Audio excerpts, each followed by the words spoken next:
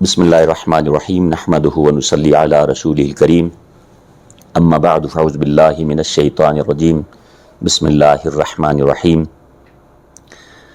انعم اللہ من النبیین والصدیقین والشہداء والصالحین صدق اللہ المولانا العلی العظیم۔ میں اولن اسکردو ٹی وی چینل کا مشکور ہوں کہ انہوں نے مجھے مدعو کیا، اور میرا چھوٹا سا تعارف یہ ہے کہ میرا نام محمد محسن علی ہے اور میں اہل تصوف کے صوفیہ نوربخشہ مکتب فکر سے تعلق رکھتا ہوں، اور دینی ذمہ داری کے حوالے سے مدرسہ شاہ ہمدان کا ترجمان اور سپریم کونسل علماء صوفیہ نوربخشہ پاکستان کا میں جنرل سیکرٹری ہوں۔ یوم عاشور کی مناسبت سے جو گفتگو کرنی ہے، خیر الکلام ما قل و ما دل کہلاتا ہے۔ بات تو وہی اچھی ہے جو مختصر بھی ہو اور مدلل ہو۔ یہ قرآن حکیم کی جو آیت کریمہ پڑھی گئی، اس میں انعم اللہ من النبیین والصدیقین والشہداء والصالحین، اللہ کے جو انعام یافتہ بندگان میں طبقہ انبیاء، پھر طبقہ صدیقین، پھر طبقہ صلحاء، پھر طبقہ شہداء۔ شہید جو ہے فی نفس ہی ایک مرتبت کا نام ہے، شہادت ایک منصب کا نام ہے۔ نبی پاک صلی اللہ تعالیٰ علیہ وآلہ وسلم کی زندگی میں ان کی خواہش رہی لَوَدِدْتُ أَنْ أُقْتَلَ فِي سَبِيلِ اللَّهِ ثُمَّ أُحْيَا ثُمَّ أُقْتَلْ ثُمَّ أُحْيَا ثُمَّ أُقْتَلْ، بلکہ حدیث کے ابتدائی کلمات میں وَالَّذِي نَفْسِ بِيَدِهِ کا لفظ بھی آیا ہے۔ اللہ وہ ذات جس کی قبضہ قدرت میں میری جان ہے، میں یہ چاہتا ہوں۔ تو کیا چاہتے ہیں نبی پاک؟ وہ یہ چاہتے تھے کہ میں شہید ہو جاؤں، پھر مجھے زندگی ملے، پھر میں شہید ہو جاؤں، پھر میں مارا جاؤں، پھر مجھے زندگی ملے۔ تو یہ شہادت کی جو تمنا ہے، شہادت کی جو خواہش ہے، شہادت کا جو ارمان ہے، اللہ تبارک و تعالیٰ نے وَلَسَوْفَ يُؤْتِيكَ رَبُّكَ فَتَرْضَىٰ، تو نبی کی شہادت کا جو مظہر ہے وہ نبی کے نواسے مولا حسن اور مولا حسین ہے۔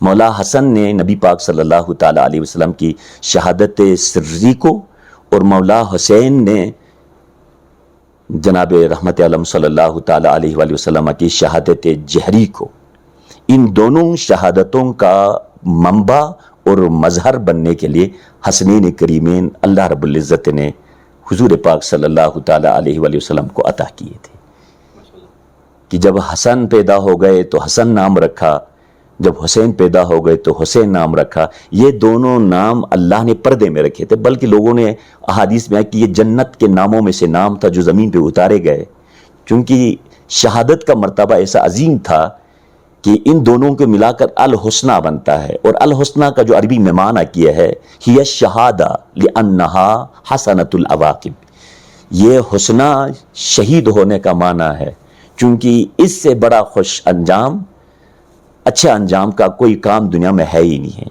تو شہید کی جو موت ہے وہ قوم کی حیات ہے، حیات بھی حیات ہے، ممات بھی حیات ہے۔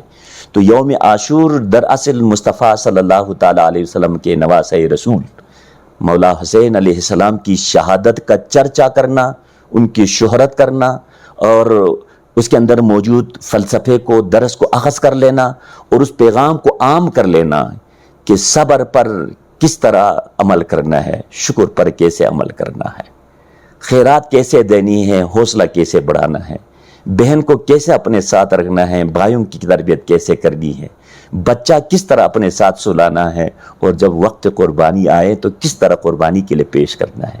اکبر کی قربانی ہو یا قاسم کی شہادت، علمدار کا علم ہو یا اصغر کی اس ننھی سی جان، جب جان جہاں کربلا میں موجود ہے، جان جہاں کی جان مصطفیٰ کی جان حسین ہے، اور مصطفیٰ جان جہاں ہے، تو جان جہاں ہے، جان ہے تو جہاں ہے۔